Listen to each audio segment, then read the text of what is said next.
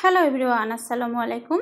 Welcome to my YouTube channel Rajshahi রান্নাঘর। রাজশাহী রান্নাঘরের পক্ষ থেকে সবাইকে জানাই আন্তরিক শুভেচ্ছা এবং অভিনন্দন। দেখো, আমি আজকে আরও একটি রেসিপি নিয়ে তোমাদের মাঝে চলে এসেছি। আজকে নিয়ে আসলাম লাউয়ের খোসা ভাজি। শুনলে হয়তো একটু কেমন লাগছে, কিন্তু হ্যাঁ, এটাই সত্যি। এটা হচ্ছে লাউয়ের খোসা আমি ভাজি করছি, এটা হচ্ছে লাউয়ের খোসা। আর এই লাউয়ের খোসা ভাজি যে একদিন খাবে সে বারবার খাবে, কোনো দিনও লাউয়ের এই খোসাটা ফেলে দিবে না। চলুন কিভাবে আমি ভাজি করলাম দেখে নিই। তার জন্য আমি এই যে লাউ রান্না করেছিলাম আর এই খোসাটা আমার ছিল, ভাবলাম এটাকে ভাজি করি, কারণ আমরা তো বাঙালি, আমরা সবই করতে পারি। এর জন্য আমি এই খোসাকে সুন্দর করে ধুয়ে নিয়েছি, নিয়ে এই দেখুন এভাবে কেটে নিয়েছি। এভাবে ঝিরি করে আমি কেটে নিয়েছি, একদম চিকন করে কেটে নিয়েছি। আপনারাও এভাবে কেটে নেবেন। আর সাথে নিয়েছি কাঁচামরিচ।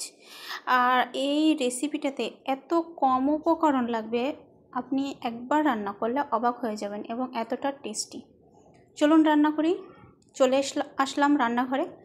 দেখুন আমি দিয়ে দিলাম কাঁচামরিচ। কাঁচামরিচটা আমি কিছুক্ষণ প্যানের মধ্যে রেখে দেবো, তার কারণ হচ্ছে এখানে একটু পানি আছে, পানিটা মরে যাবে, তাছাড়া একদম ফুটে উঠবে। আমার দেখো রসটা একটু টেনে নিয়েছে। এবার আমি তেল এড করব। এর মধ্যে দিয়ে দিচ্ছি একটু সানফ্লাওয়ার তেল। তেলটা আমি দিয়ে নিলাম, একটুখানি জিরা ছিটিয়ে দিয়ে নিলাম। এইবার এটাকে আমি নাড়াচাড়া করব।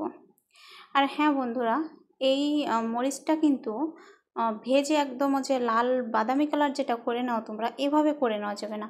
এটা একটু সবুজ থাকতেই এর মধ্যে তরকারি অ্যাড করতে হবে, কারণ একদম যখন লাল হয়ে যাবে তখন এটা কিন্তু শক্ত হয়ে যাবে মরিচটা। আর এটা একটু যখন এই সবুজ কালার থাকবে তখন দেখবে সফট হয়ে থাকবে, একদম তরকারির সাথে মিশে যাবে। দেখো আমার যে এই অবস্থা আছে, এই অবস্থাতে আমি তরকারি অ্যাড করে দেব। দেখো ভাজিটা আমি অ্যাড করে দিলাম। বন্ধুরা, আমার চ্যানেলে যদি তোমরা নতুন হয়ে থাকো অবশ্যই আমার চ্যানেলটাকে একটু সাবস্ক্রাইব করে দিবে এবং বেল আইকনটা অল করে দিবে, তাহলে আমার সমস্ত ভিডিওটি তোমরা খুব সহজেই পেয়ে যাবে। আর যদি ভিডিওটি ভালো লেগে থাকে তাহলে অবশ্যই একটা শেয়ার করে দিবে বন্ধুদের ফ্যামিলির সাথে, তাহলে অবশ্যই তারা এটা দেখে শিখে নেবে। এর মধ্যে এখন আমি দিয়ে দেব লবণ।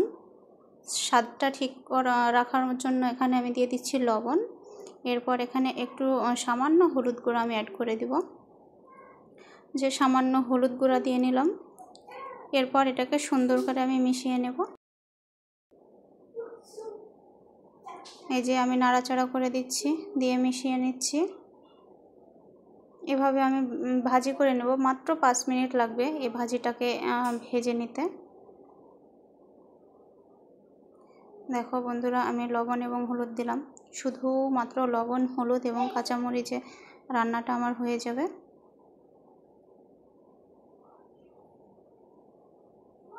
দেখো আমি এভাবে ভেজে নিচ্ছি, হালকা আছে এটাকে ভেজে নেব, এটাকে হাই হিটে ভাজা যাবে না। একটু পরপর এটাকে নাড়াচাড়া করে দেব, 2 থেকে 3 মিনিট পরপর নাড়াচাড়া করে দেব।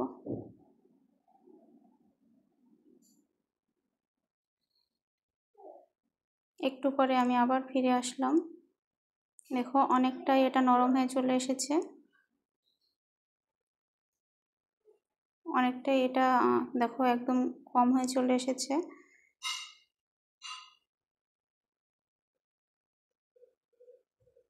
আবারও আমি 2 মিনিট এভাবে রেখে দিব, তারপর আবারও 2 মিনিট পর আসব।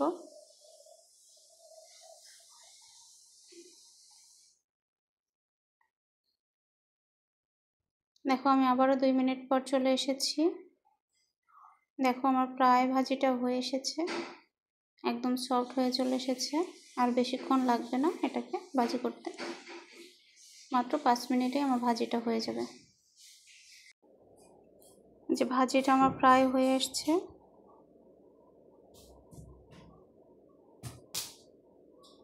এটাকে খুব শক্ত করা যাবে না, একটু নরম নরম রাখতে হবে।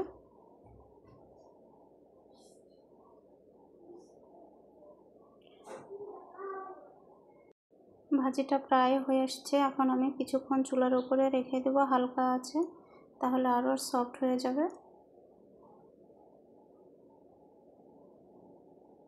আমি এখন নামিয়ে নেব ভাজিটাকে, এখানে 5 মিনিট রেখেছিলাম।